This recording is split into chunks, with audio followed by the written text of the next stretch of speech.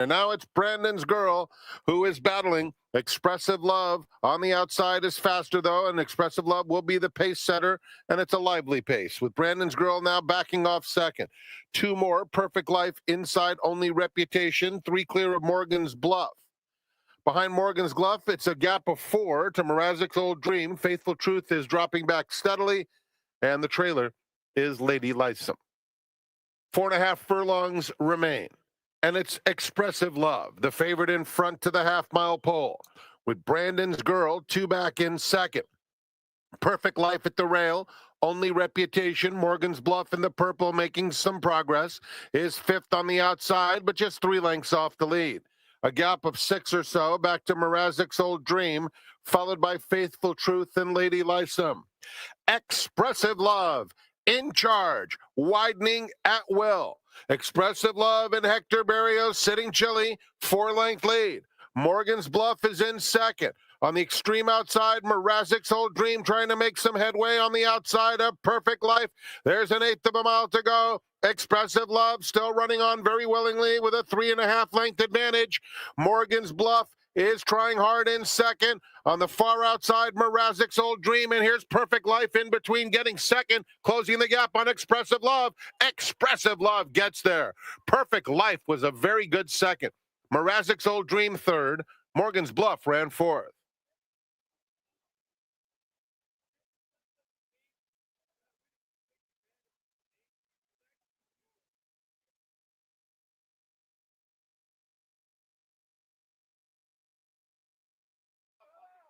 All in. And they're off, and she's a stunner. Very tardy out of the gate. Bint Al Dandy, very quick as usual. Here's Miss Kitty Boom, though, a little bit faster and up to take the lead. As for speed and getting it. Then Claire Austin is 3 lengths off them in third, and Surf Song on the inside fourth. A big gap to Sandy Street, and she's a stunner. Both of whom double digits off front-running Miss Kitty Boom, who leads the way just under a length. Bint Al Dandy in second. Claire Austin in the 3 path, and then comes Surf Song fourth, only 2 lengths off the lead. Gap of 6 to Sandy Street, and she's a stunner. It's Miss Kitty Boom heading to the quarter pole. Bint Al Dandy in between, and Claire Austin running a good race on the outside. Here's Claire Austin moving to engage Miss Kitty Boom at the top of the stretch. Bint Al Dandy in between those two, and Surf Song remains just behind them with 1 furlong to go. At the rail, Miss Kitty Boom. Bint Al Dandy is now taking off in between, and Claire Austin on the outside. Bint Al Dandy or Claire Austin. Claire Austin on the outside in front, and Claire Austin and Kyle Frey take care of business by 2 over Bint Al Dandy. Then it was Surf Song and Miss Kitty Boom.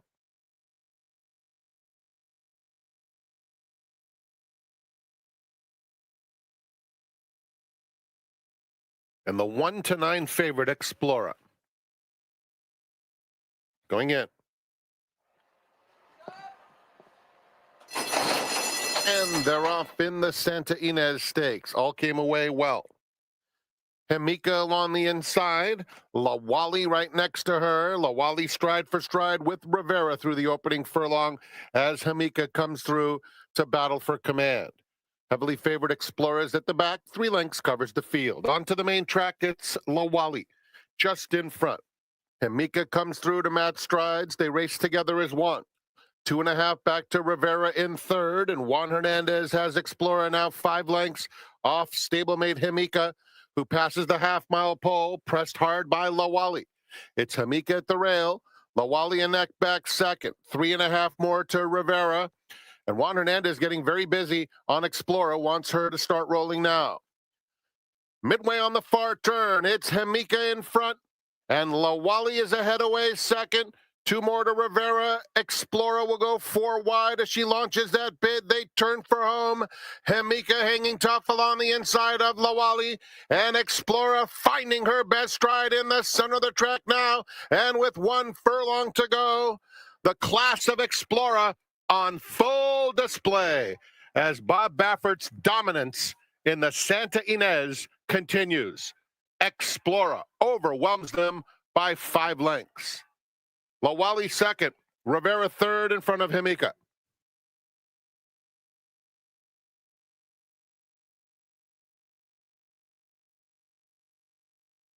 And back to the future. Mark, welcome to the Great Race Place.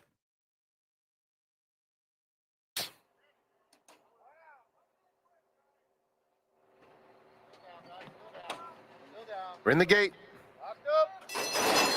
And they're off. Fast start for Aya the Smiley. Dr. Filkins is prominent in the early going, and Dark Omen in between those two. But it's Dr. Filkins who's the fastest. Just behind them comes Tsunami in fourth, followed by Almost There, 5 off the pace in fifth, racing 3 clear of Beeblebrox. Bring Home the Bacon is next. Romantic Ride, who broke a bit inward, is down on the inside, passing those two rivals 7 lengths off the pace. Monsieur Big is next as they move into the far turn. And it is Dr. Filkins battling with Dark Omen for the lead as they come toward the quarter pole. They're stride for stride. Just behind them, Eye of the Smiley is trying to move into contention on the outside as the field turns for home. Tsunami is very wide, losing ground now.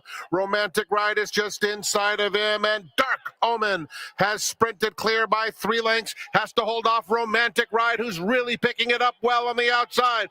Dark Omen, Romantic Ride, Dark Omen, Romantic Ride, come for the wire together. Photo finish, Dark Omen and Romantic Ride. Behind them, Bring Home the Bacon was closing with Almost There.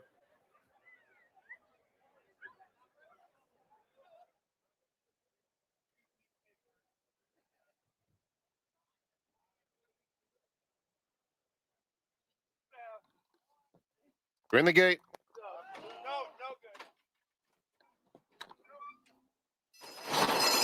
And they're off in the San Vicente.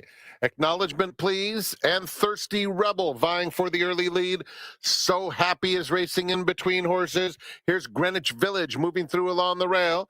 And Butane is last, but 3 lengths covers the entire field as Butane willingly moves right into fourth. It's Acknowledgement, please. Battling now with Greenwich Village past the 5/8 pole. 3 more lengths to So Happy down at the rail in third. Then comes Thirsty Rebel between horses, and Butane is now 5 lengths off Acknowledgement, please, who moves into the far turn, leading by 3/4, now a full length, length and a half. Greenwich Village in second, now 2.5 behind Acknowledgement, please, who is making an aggressive move to the quarter pole. He's in front by 3. Acknowledge Me, please, the leader. So Happy into second. At the rail, Greenwich Village losing ground. Butane revving up on the outside. And Thirsty Rebel trails. They turn for home. Acknowledge Me, please, means business. Has a 2-length lead with 1 furlong to go.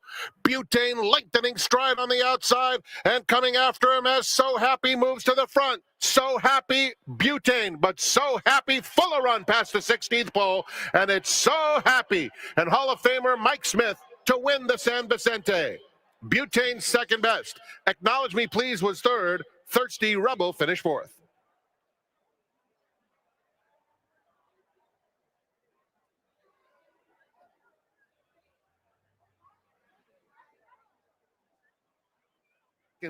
Senate District has been a strong voice for education, affordable housing, and domestic violence prevention.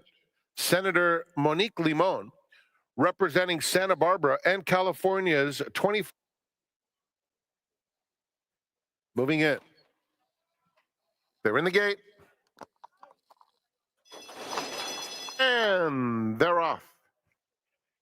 Lady Rider and Cloudy Women both out quickly. On the extreme outside, Clubhouse Cutie now joins the party, and in fact, is quicker than all. So Clubhouse Cutie is the leader.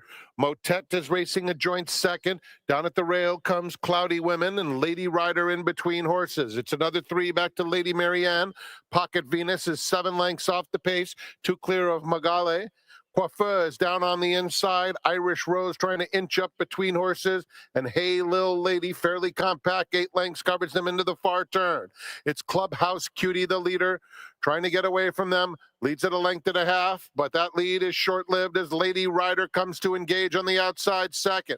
Down at the rail comes Cloudy Women, 2 off the pace in third. Irish Rose, Yellow Sleeves trying to make a late bid.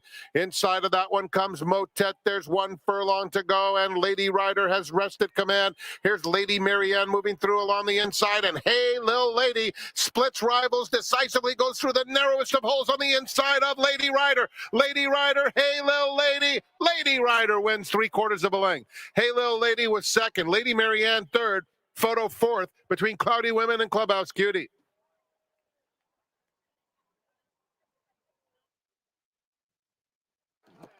They're in the gate.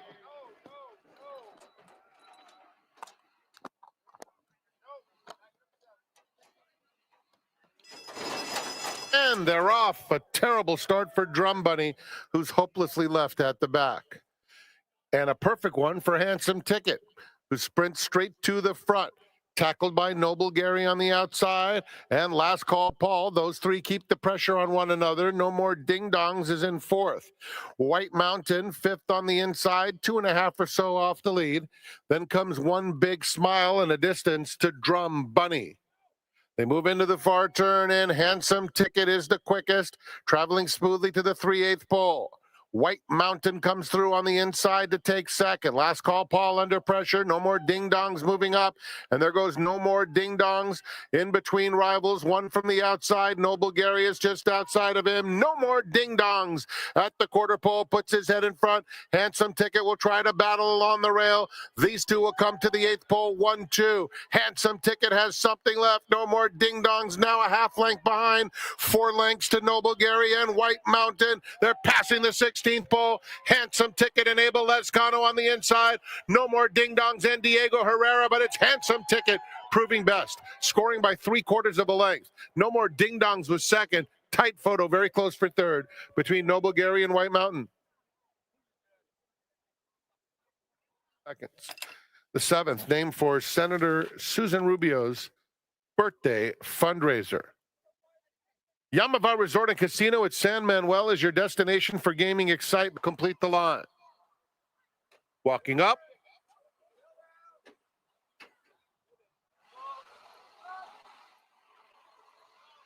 A bit of movement from Jimmy Blue Jeans. And they're off, and Jimmy Blue Jeans sprints out of the gate, joined by Neon Lights down at the rail. Several battling for command. So I'm Told is in the mix in the early going too. And Castle Layock at the rail. Gem Mint 10 between those two. Dakota Country 4 wide. Don't Swear Dave has 6 lengths to make up. The two at the back of the field, hugging the rail, is Russell's Hustle and G's Trails. Neon Lights will be the pace setter, and he'll be tracked intently by Jimmy Blue Jeans. 2 lengths back in second. It's another 4 to Castle Layock on the inside of So I'm Told. That pair is followed by Gem Mint 10. Dakota Country just moved by a couple of rivals, now up to take the 4th spot. In the meantime, Don't Swear Dave is having to steady in between horses and losing ground, perhaps as a result.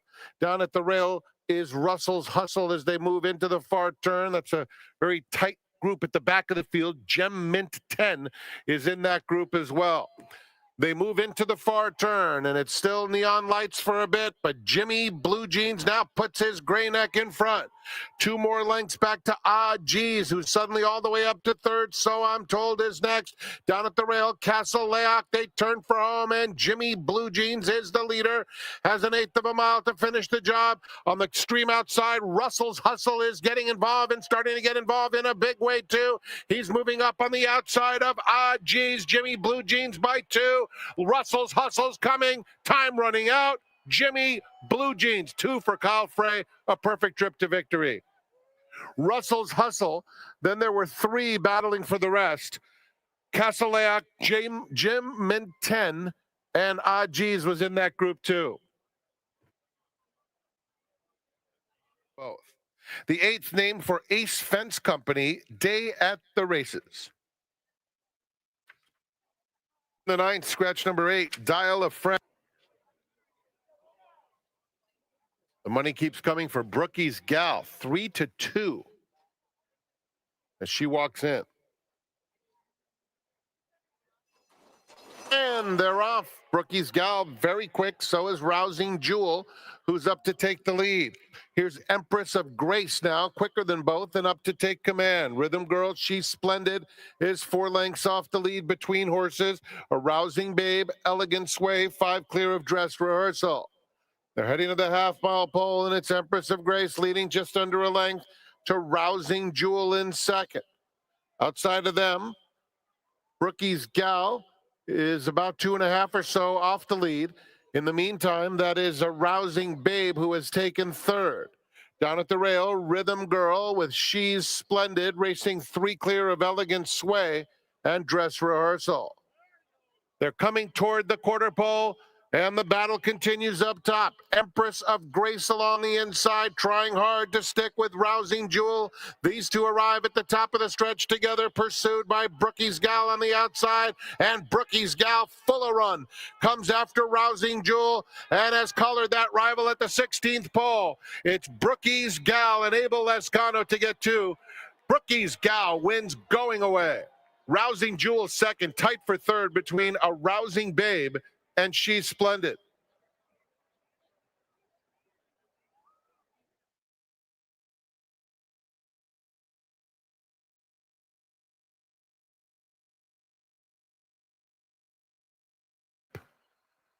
Odds update, Cali Cat is 8-5. They're in the gate. And they're off. And it's Cullen J. first out of the gate. Sir Percival up alongside. Cali Cat behind them. Frank Bullet and One Smoking Dude is in fifth. Druidic is down at the rail. Afternoon Nap is 5 lengths off the lead. 2 grays next to one another. Past the baton, now just in front of Refocus. It's another 3 to the 2 trailers. Prince Dolce and King of Dragons at the back, some 15 lengths or so off the lead. With 5.5 furlongs to run, it's Cullen J, the leader, pressed by Sir Percival in second. 2 more, and Hector Barrios has put Cali Cat in the perfect spot. Cali Cat's a little eager. Barrios holding on to him now to keep him 2.5 or so off the lead. They're followed by Druidic, and Afternoon Nap is fifth to the half-mile pole. 2 lengths in front of Past the Baton inside of Frank Bullet. Frank Bullet now has 8 to make up down at the rail. Then Past the Baton just went by him, and King of Dragons is starting to make some headway, was well back, and is now just 6 off the pace into the far turn. They're followed by Refocus as they round the far turn. One Smoking Dude and Prince Dolce, they're a 1/4 mile from home, and Sir Percival has moved to take the lead. Cali Cat out after him in second. Cullen J softened up a bit down at the rail. There's 1 furlong left, and Sir Percival, but is tackled hard by Cali Cat, and Cali Cat handridden up alongside of a tough Sir Percival, but he gets the upper hand late, and it will be Cali Cat. Hector Barrios wins the first and last. Second to Sir Percival. Then it was Druidic, who was closing stoutly in the end in front of Cullen J. Prince Dolce tried to get a piece of it. A couple of deep closers trying to get into that super high 5.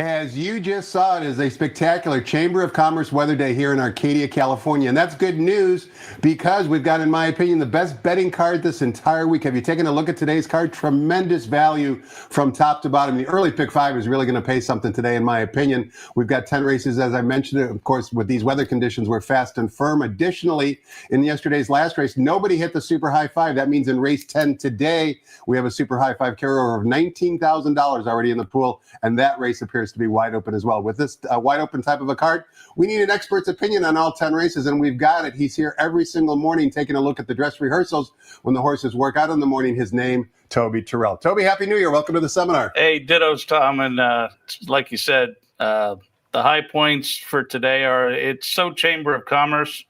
I didn't even want to come in and do the show, honestly. I wanted to stay outside on the bench. Maybe we should have done it out in the paddock like in the old days. That would have been, the sunshine beating down on our face, nice and warm. Just, whatever it would have taken, I'd have done it. I mean, it's just beautiful outside, period. It's called the Great Race Place for a reason, and we're very honored to represent Santa Anita, of course, with this pre-race seminar. And Toby, I know that you were here at the crack of dawn, maybe earlier. I was not.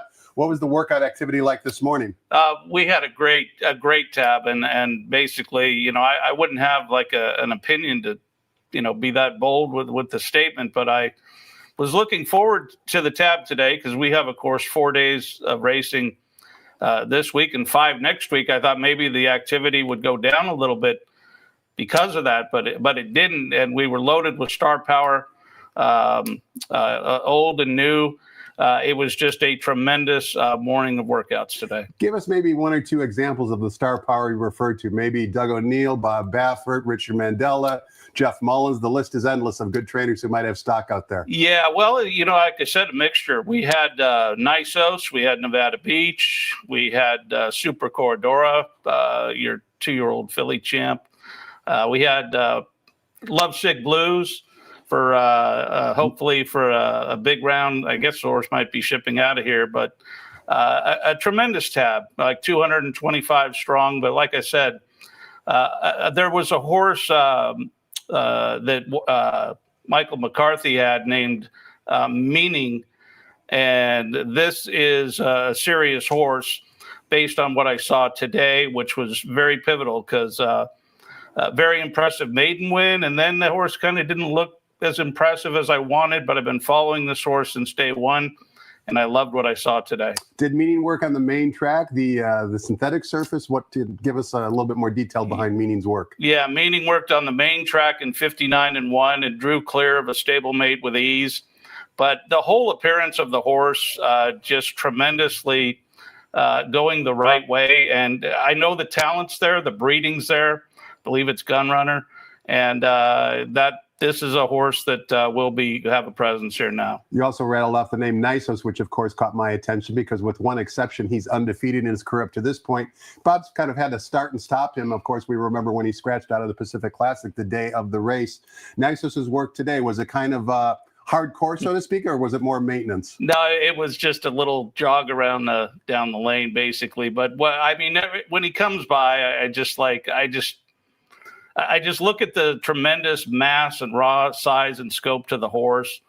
And, I can't even remember how many years ago it was when we were sitting here, and we were blessed enough to have timing on our side and before the horse ever ran. And the rest is history now. But boy, he looked healthy out there. That's the key. It's interesting, Toby. I spent a lot of time in the paddock, and I just want to get your opinion on this from a workout perspective. To me, Bob Baffert has a process in terms of selecting these babies that he purchases at auction, because almost individually and collectively throughout the years, they kind of have the same body type. When they walk by, you can tell they're big. You can tell they're probably going to like 2 turns. And you go right through his entire roster, whether it's, American Pharaoh or Vindication, or, I'm going way back, and even with some of his current superstars. Do you kind of see that in the morning as well, that they are all kind of like photo images of each other? That's a derivative of what I would say.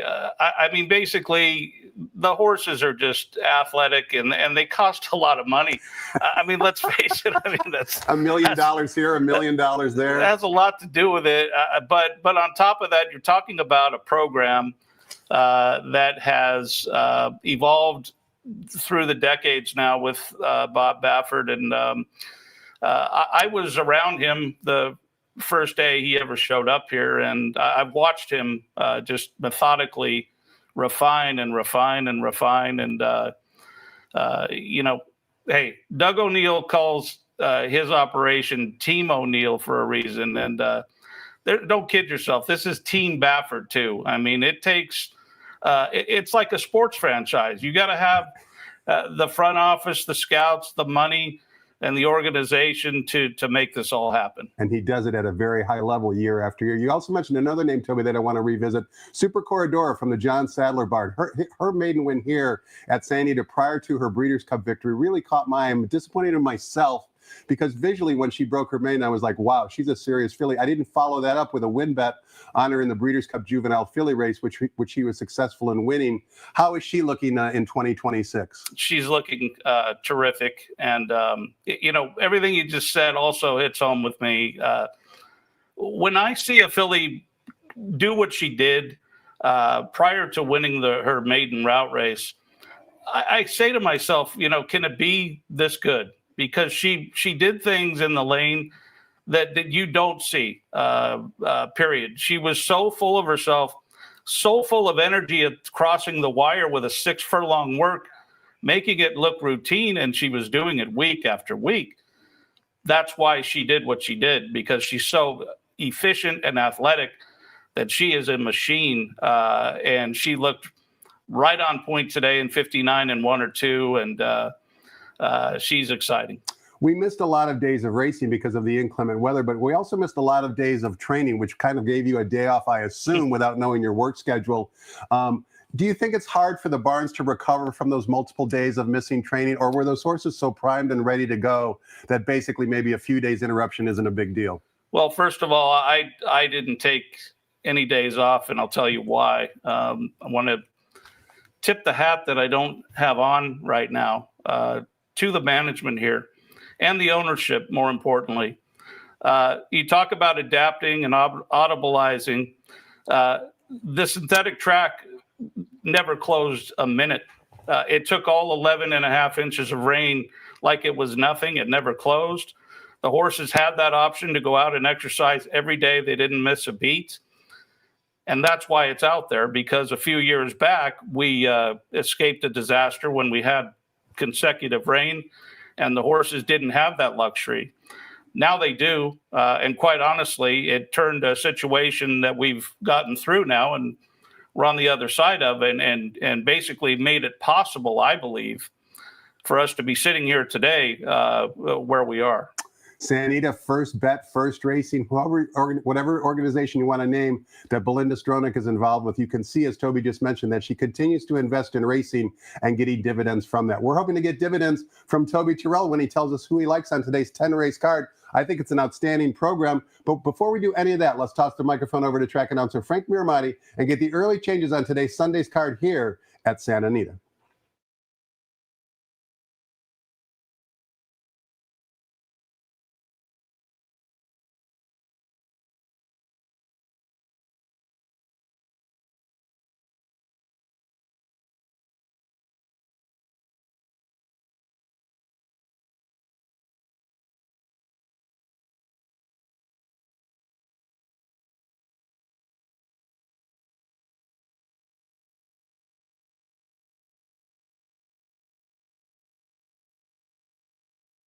Good morning, ladies and gentlemen, and welcome to Santa Anita Park, the great race place.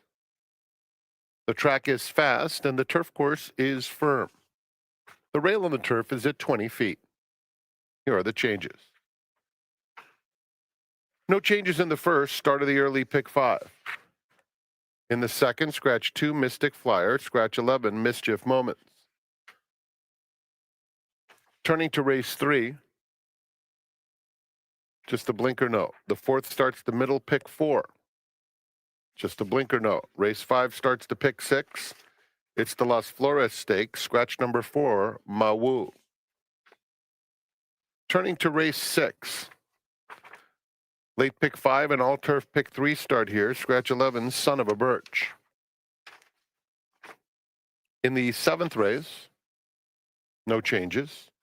The 8th is the Las Ciénegas Stakes. Start of the late pick 3, no changes.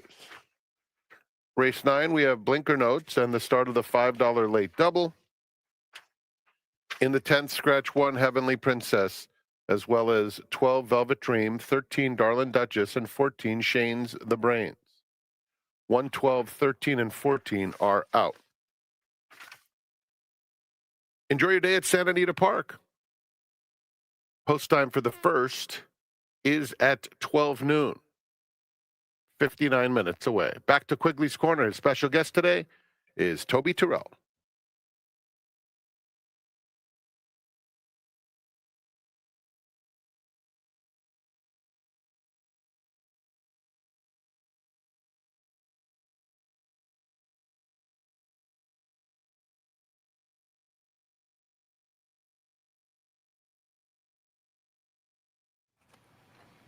Welcome back. We're talking horse with Toby Turrell. He's one of the most prominent morning clockers anywhere in North America. He calls Santa Anita home. If you visit the website cacetherace.com, you'll find a one-sheet summary every single day that looks like this, which lists all of his selections for every race, as well as some noted workouts. It's certainly a valuable handicapping tool. It's economical as well. So visit cacetherace.com if you ever want to get Toby's selections when he's not on the seminar. But today, you get them for free, but he's done the work. We know that much. So let's kick things off here in race number 1, Toby, which begins the popular 50-cent early pick 5. This is 6 furlongs in the turf course. The rails today are 20 feet. This is for maiden special weight caliber fillies and mares.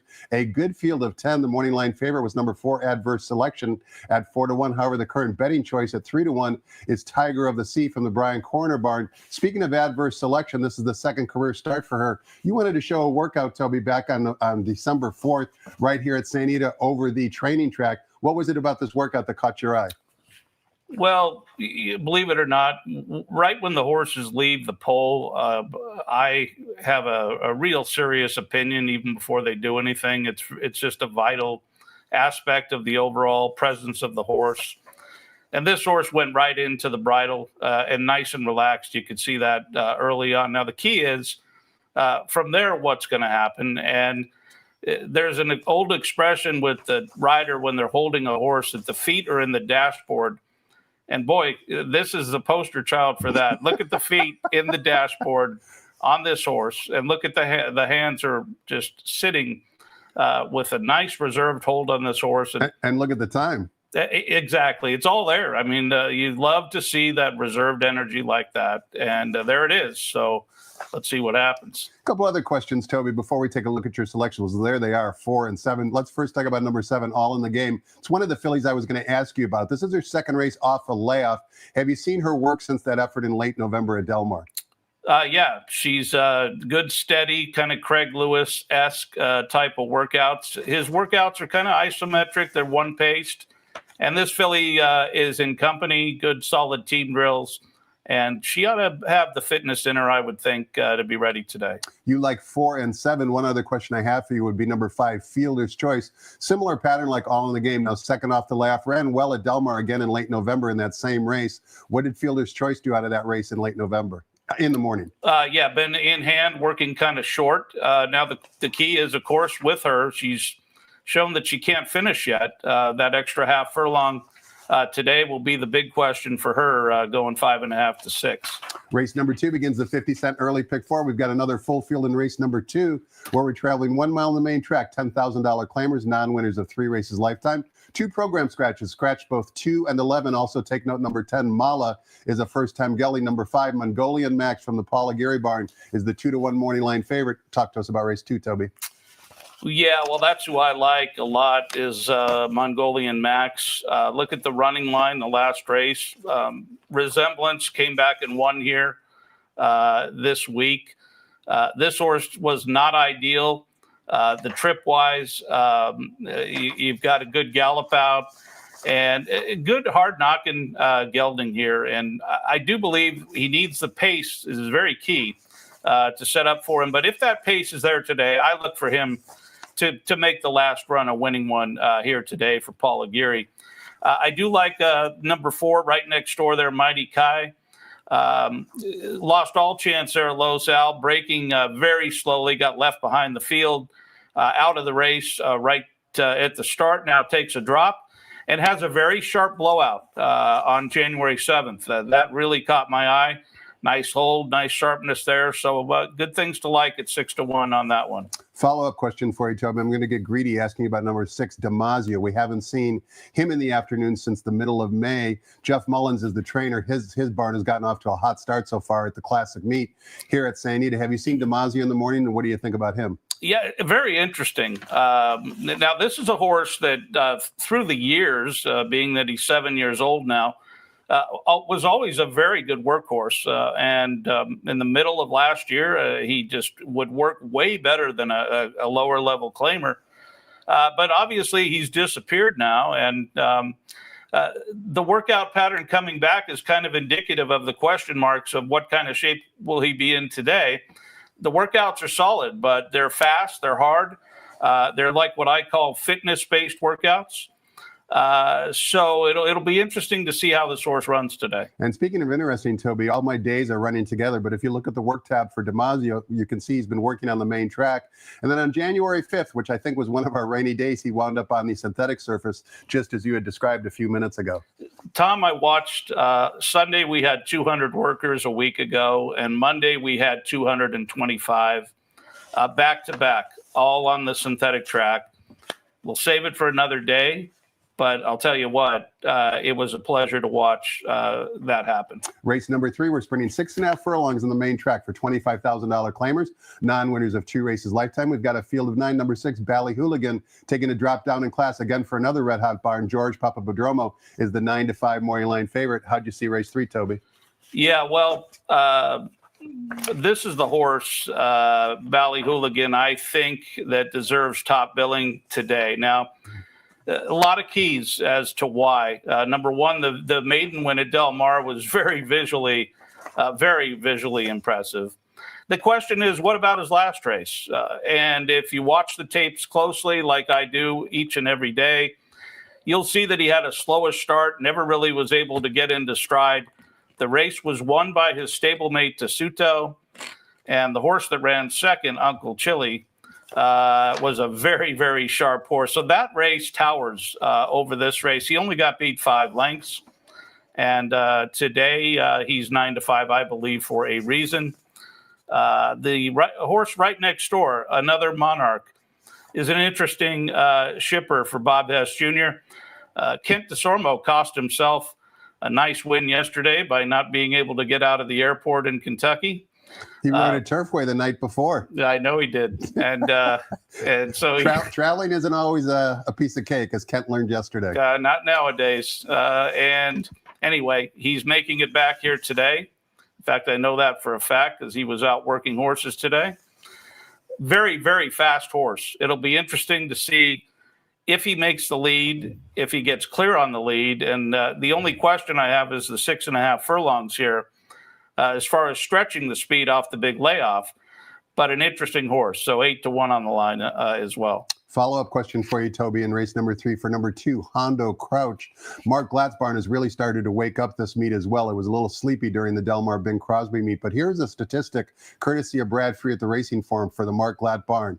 He has won with 8 of the last 33 runners he's brought back in excess of a year layoff. That's a 28% win clip for the Mark Glatzbarn. So obviously he excels with these long layoff horses, which begs the question, have you seen Hondo Crouch in the morning? What do you think about his chances today?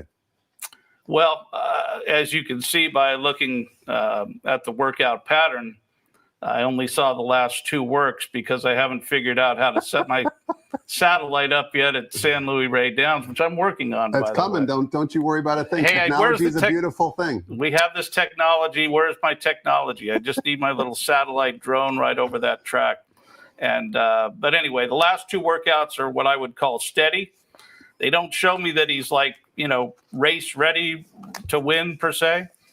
But we'll see what happens. On today's 10-race card, race number 4 begins a 50-cent middle pick 4. And we kick off the 50-cent middle pick 4, spreading 6 furlongs in the turf course for 3-year-old fillies. Allowance optional claiming types, non-winners of 1 other than, a good field of 8. Morning line favorite number 6. Yours sincerely from the Phil D'Amato barn, 2-1 on the morning line. I remember that debut effort down at Del Mar when she shipped in, which was breathtaking, that turn of foot. Do you expect a duplication of that effort today? Well, I don't know that she would necessarily need that today. I can't be she's had trouble. I've got suckered in on some bad trips with her of late. So, yeah, I mean, she could run that type of race today. Why not? I'm going with the two, this filly in here named Stuffy Mist.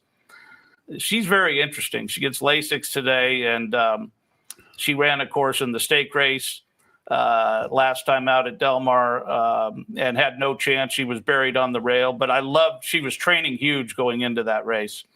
Now it's could be action time here because she's a very, very fast filly.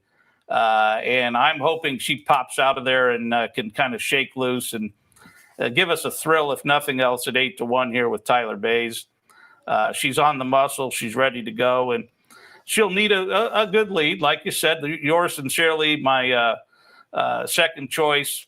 And like I said, this filly has had bad trips, one after another. And if she doesn't get that bad trip today, she deserves to be your 2-1 favorite. I'm going to ask you a question about Eva Lee on the rail, Toby, because, again, here's a statistic courtesy of Brad Free. The John Sadler barn over the last 5 years with second-time starter who won their debut, he's 11 for 28, 38% win clip whenever the horses from the Sadler barn win their debut. In start number 2, Eva Lee has been working right here at San Anita, primarily over the synthetic surface. Talk to us about her. Yeah, well, her win was solid. I mean, visually good down the stretch. John Sadler, by the way, he's had a few horses running big races of late here. In fact, he won the last race last night. Just to come to think of it, Ronis Racing, you were correct. Right. Cali Cat. This filly, I don't know what to make of her. Interesting rider selection, bringing your hot jockey from Florida into the saddle here. But her work, she's been kind of hard used. They're, again, what I call fitness. If the filly next to her is what I think she is, I don't know what kind of trip she'll get. Certainly not one she had in the maiden win. Speaking of John Sadler, he saddles the morning line favorite in race number 5, which is the Las Flores Stakes for fillies and mares. Grade 3 event, sprinting 6 furlongs in the main track. Race 5 also begins the $2 pick 6. Scratch the 4, Ma Wu leaves us with a field of 6. Thumbs up or thumbs down on the favorite here in race 5, Toby? Well, interestingly enough, speaking of modern day marketing and everything else, I know from watching certain media outlets out there that she's going to be sold, Tom. I believe in a few days. So obviously they want to go out on a big money making note here with her. She's got a beautiful pedigree. Yeah, well, they make that clear in a beautiful ad. I forget who did it, but I watched it, and they were talking about, like, what about this race? Of course it matters. And very fat. This mare, I don't even want to talk about her. I've been on her so many times and lost on the wrong days. But boy, what a workhorse she was throughout her career. We'll see what happens here today. As the favorite, she's certainly a win candidate. I'm going to go right next door to Uti for Bob Baffert. Of course, you look at who she faced in her 2 starts locally, and it was Splendora and Splendora. And boy, oh boy, Splendora, I get chills thinking about her, what she did at the Breeders' Cup. Just her whole amazing performance. But this is a mare that's always worked like she had the talent to win a stake race, and she's shown up here for Baffert. J.J. Hernandez in the saddle. And you talk about Mark Glatt, Margarita Girls was cut out to be a nice filly kind of from day one with a lot of hype behind her. So it's an interesting, tough race. I think these inside 3 horses obviously be interesting to see what happens from a speed and a trip standpoint here. Race number 6 begins both the 50-cent late pick 5 as well as the $3 all-turf pick 3 with the reduced 15% takeout. And we kick off both wagers in race number 6 going 1 mile on the turf course for allowance optional claiming types. Non-winners of 2 other than scratch the also eligible. Number 11 will not compete. Still leaves us with a good field of 10. Number 7, Grand Orient from the Marcelo Polanco barn is the 2-1 morning line favorite. Before we get your thoughts on the race, Toby, you wanted to watch a workout here for number 9, Balladeer. It was a team workout with Cabo Spirit on the main track back on December 21st. That would be Balladeer on the outside. Why did you want to show this work? Well, look at the workmate here. Cabo Spirit won the opening day stake race on the turf to San Gabriel. And look at the jockeys. On the rail, you have Mike Smith. On the outside, you have Kent DeSormo. That's a Hall of Fame work right there. I don't even need to say much else, but you've got a stake winner on the rail. You've got a horse that really hasn't found his niche yet, Balladeer. But this is an above par work for him. It's kind of like Sheets players like to look at patterns. They like to see upticks, downticks per se. This is an uptick for this horse, staying head and head here with now a opening day stake winner. You can see that Kent is reserved on this horse on the outside. He hasn't moved, and Mike Smith is nudging that horse on the rail. On top of this, you want to talk about winning form in the morning. Balladeer's last workout was in company with a horse called Jimmy Blue Jeans. And if we were out here yesterday like we were, we know what happened there. Jimmy Blue Jeans first off the claim for George Papadromo hit the winner's circle. We can see in race number 6 that although you do like number 9, who is Balladeer, the work we just showed, you give a little bit more preference to the Mark Lett runner, number 1, Watsonville. Yeah, well, Watsonville, I believe, is sitting on a big race here today. This is another horse I've been waiting on to get the right spot for months. And it doesn't show here, but I can tell you this. I don't know which day it was exactly, but I've got a very clear picture of this horse coming down the lane on the training track, absolutely full of run and striding out with big purpose. Let's hope he's doing that when it counts today here in race 6. Crazy long shot to ask you about in this race, Toby. Number 6, Living Life from the Ron Ellis barn. Hasn't been seen in the afternoon since February. 30-1 on the morning line. A lot of respect for Ron, particularly with layoff runners. Looks like he might be in a little bit tough. Have you seen Living Life in the morning? I have. Now, Living Life, I can tell you this. You can file this.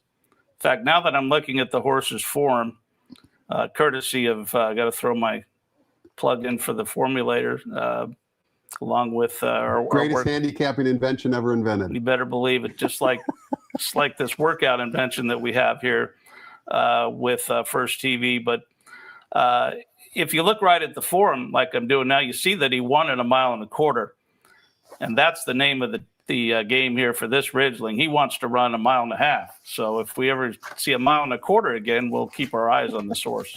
Race number 7 begins the 50-cent late pick 4. We're sprinting 6.5 furlongs on the main track for fillies and mares. Again, allowance optional claiming race, non-winners of 1 other than a field of 7. Number 3, No Cap from the Brian Corner barn. Brian saddling 2 morning line favorites is the 5-2 morning line favorite. 7 ways you can go in race 7, Toby. Which way are you going and why? Well, going to go with what the Stranger Danger here, the outside mare, Irina's Charm, for Phil D'Amato.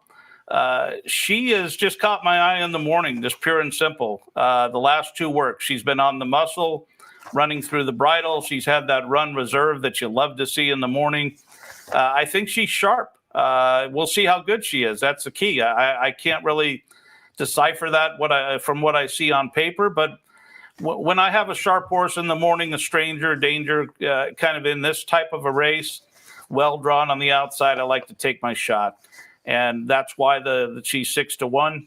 Jensko is my second choice, and she is just trained over the top, if you will. Her last work, I had 58 flat, and Mike Smith was aboard. Good to see Mike Smith reunited with John Sheriffs here, and of course, my good buddy, Dottie and Gordo, who I always kind of pull for quietly. But anyway, 7-2 for me in race 7. Toby, I think the pick 6 is going to carry after the final race today because there's so many layoff runners that we've been talking about who could sneak in and surprise some handicappers. Let's talk about a couple of them in race number 7. First, let's talk about number 4, Our Moonlight. She has a lot of ability. She's lightly raced. We haven't seen her since July. She's coming in with some works here at St. Anita. Talk to us about if you've seen her in the morning.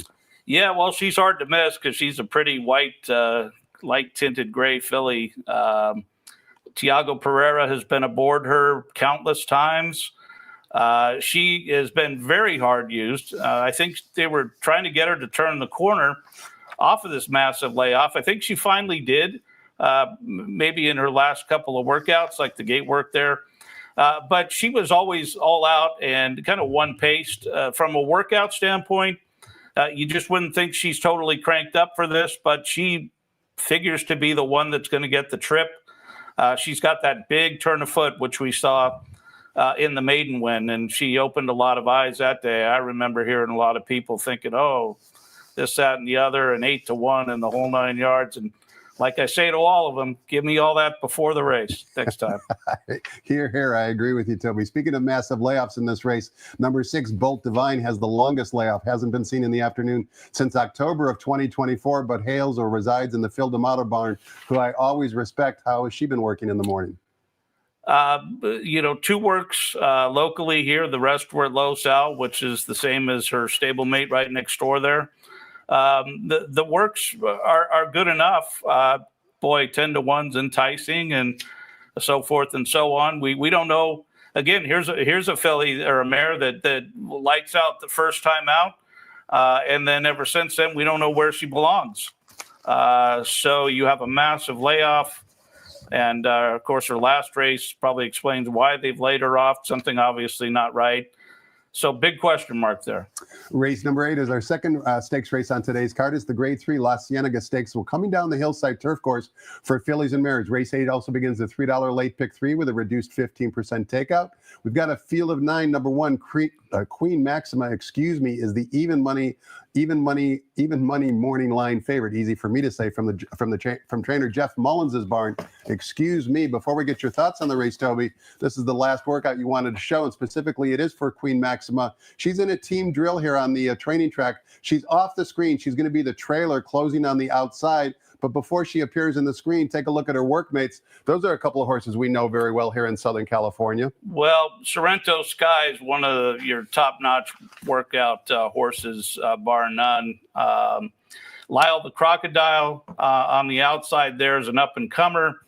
The key is these horses are flying here on the watch. And now when this horse moves up into the bridle with Hernandez aboard, look at I think he's trying to decide what to do at this point in time. It's like, do I swing out, go outside?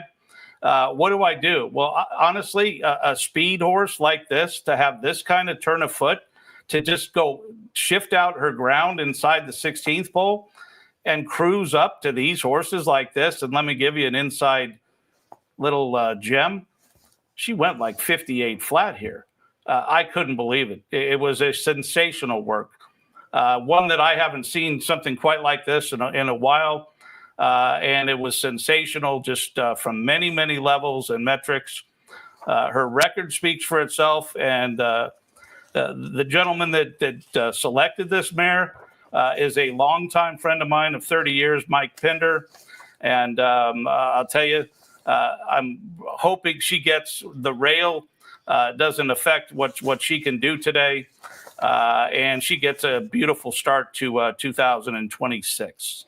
Rosie Jeeks, number 7 in the La Cienegas, has not been seen anywhere in North America since June back at Monmouth Park. Now is in the Neil Drysdale barn here on the West Coast and has been working at Sanita on a regular basis. She's 12-1 on the morning line. Have you seen her in the morning?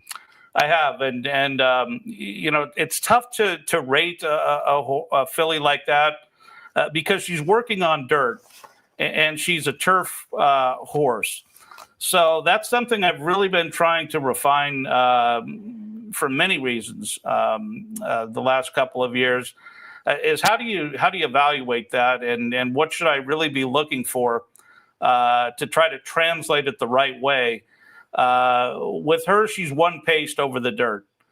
I'm kind of curious why he hasn't worked her on the synthetic on the training track, but we'd have to ask Mr. Drysdale that. I'm sure he has a poignant reason.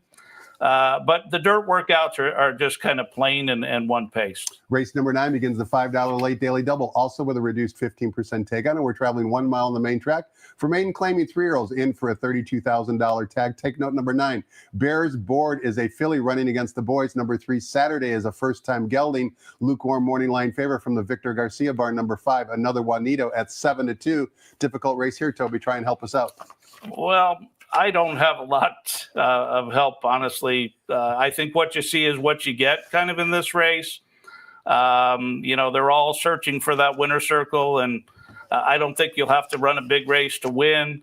As far as Doug O'Neill goes, when you win 4 races, and this jockey was aboard, I think, 3 of the 4, a couple of days ago. He's obviously another hot barn. Lasix today and speed. So right there at 6-1, that's interesting. She's my second choice. I'm going with the grinder, number 5, another Juanito, just because of the way he has looked on the track for a lower level horse like this. Picture of health, glistening, lit up, shiny coat, needs to finish better, but gets Lasix today.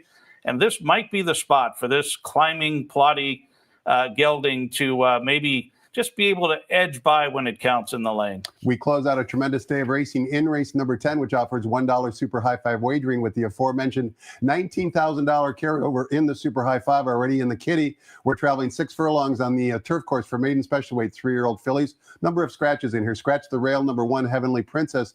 Also take out 12, 13, and 14. 12, 13, and 14 have been scratched. However, number 11, Daring Pursuit, does draw into the body of the field. The impeccably bred number 8, Uric, who is a half to the Breeders' Cup Mile winner, spun to run, is the 2-1 morning line favorite from the John Sadler barn. Another difficult race to close out the day and the week. Toby, give us a winner to close it out. Well, let's try to keep it so simple. I mean, Bob Baffert with a very fast filly. How about Tyler Bays riding for Baffert here? That's interesting in itself. Riley Shapiro doing a good job getting Bays in the Baffert barn. How about that? Anyway, she's fast. Hopefully has to flee. She's on the rail now, but she's got the speed, hopefully, to flee that rail draw. A little bit of a question marker running on the turf, but she has shown enough to win the race. Now, a very interesting long shot in here is the number 9, Zariah for Michael McCarthy. She is turf everywhere you look, and she's been training solid enough on the dirt. Big, kind of a good framed filly, like she should be able to go the one turn effectively. And I believe, if I'm not mistaken, that gate workout way back on November 2nd is on First TV. And if you watch that, you might put a couple of dollars on this filly at a gigantic number to wrap it up. It's absolutely free. FirstTV.com, a handicapper's dream come true. You can watch all the workouts for yourself and make your own evaluation. Toby's second selection in race number 10, Zariah, 20-1 on the morning line. Take a look at the workout for yourself. Toby, thanks so much for your time and insight. Before I let you go back to work, however, we've got to talk about 2 more wagers. The Coast to Coast Pick 5, which is the $1 minimum, low 15% take-up. Paid great again yesterday. The $1 Sunset Pick 6, linking our last 3 races from Gulfstream Park with the last 3 races at San Anita. 1 winning ticket yesterday, paid in excess of $4,000. A lot of money to be made, particularly on today's card, which, as I've said many times, I think is the most difficult one of the entire week. Speaking of racing, we resume live racing next Thursday. We have a 5-day race week next week, starting on Thursday, which is one of the makeup days, running all the way through Holiday Monday, Martin Luther King Day. On Thursday, we have 9 races scheduled with a first post of 12:30 p.m. Pacific time. Make sure you join us then. Toby, thanks again so much for your time and insight. Always love having you on the seminar. You bet, Tom. Love having you watch the seminar as well. Hope you enjoyed it. Hope you profit from it. Have a great afternoon of racing, everybody, and good luck.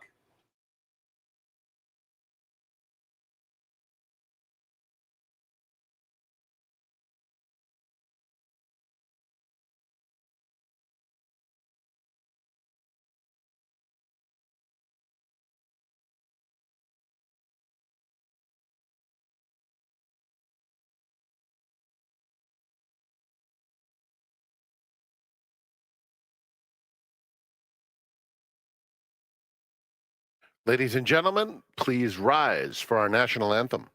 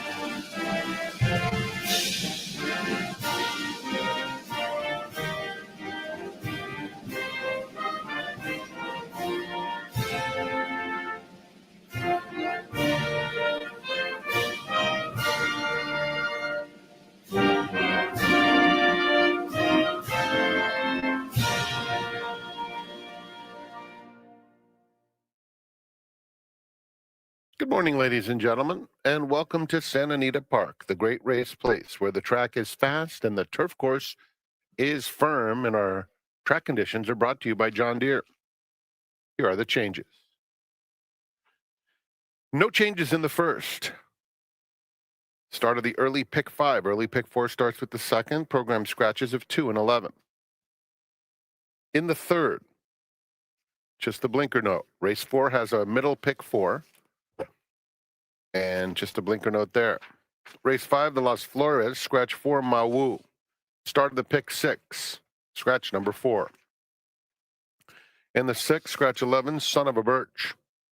Alt turf pick 3, late pick 5, starting with the 6. Turning to the 7th, late pick 4 wagering offered, no changes. The 8th is the Las Ciénegas. No changes. Late pick 3 starts. The $5 late double begins with race 9. Blinker notes. And in the 10th, scratch 1 Heavenly Princess, 12 Velvet Dream, 13 Darlin Duchess, and 14 Shane's the Brains. The 11 draws in, and there is super high 5 wagering. No one hit it yesterday. $19,444 in the carryover.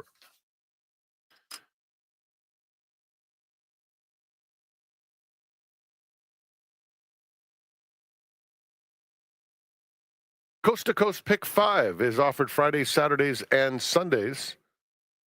$1 wager. Player friendly, low 15% takeout, retail only. It starts today with the 9th from Gulfstream at 119. Don't forget, folks, we do have special racing this coming Thursday, making up for a day lost to the rainstorms in this area. So next week, it's a 5-day race week, Thursday, Friday, Saturday, Sunday, and special Martin Luther King Day racing here next Monday. They'll be at the gate for race 1 in 27 minutes. Thanks for coming to Santa Anita Park.